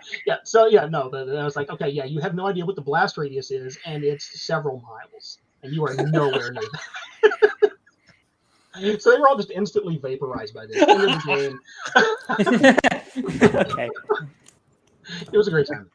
Like the end of a part of a metal. What was it? Oh shoot! It's too late in the night. The Medal of Honor, the shooter gun, where like they nuke you at the end of the first level. I can't remember which one it was. Call of Duty, maybe. I'm gonna shut up now and move on to Lordmatteus. I'm going to actually talk about my Lamentations game I'm running on Thursday nights. I have a great group of guys. They've never played Lamentations, and I basically took Temple of Elemental Evil, put it on a hex map, added a couple Lamentations modules on the map, and they've been really good sports about it because Lamentations punishes you if you try to play D&D. It's a horror game masquerading as D&D.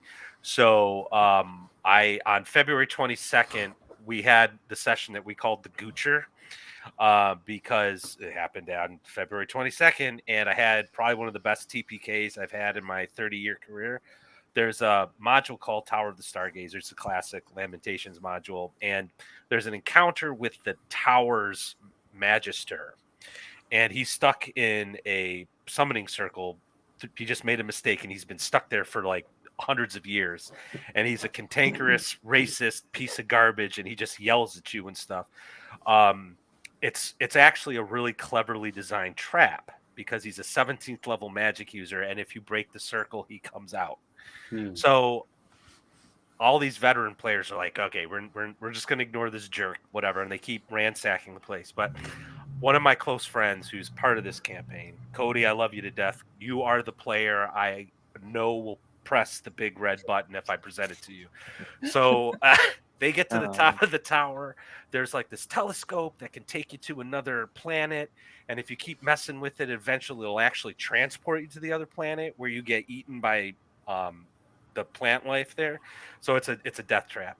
So 2 players get killed. They're all trying to figure out how to rescue them. So my buddy Cody goes downstairs and tries to get the Magister to free them. So he frees the Magister, and Calcidius is his name. He goes on a rampage, and there's this huge fight on the top of the tower, and it was actually pretty cool. So the Tower of the Stargazer's got all this lightning hitting these lightning rods, and it's like this very cinematic thing with this telescope that's shooting out a beam. So one of the players gets this idea of actually trying to use the beam to kill Calcidius with it, and they rolled a 1, and so they actually take out a couple of the lightning rods, which blows up the tower after a couple of rounds. Calcidius almost cast teleport to escape, but they got initiative and disrupted his spell, so they took out Calcidius with them. So it was a glorious TPK, and they kept an evil from unleashing on my campaign So world. everything just died in a storm of lightning bolts. Yes, and I said to them, well, you guys want to roll up new characters and keep the campaign going? And they're like, yes. So I felt that was a win. So. Cool. Yeah, if you have a character die or even a TPK and it's a great story, I feel like that's still a win.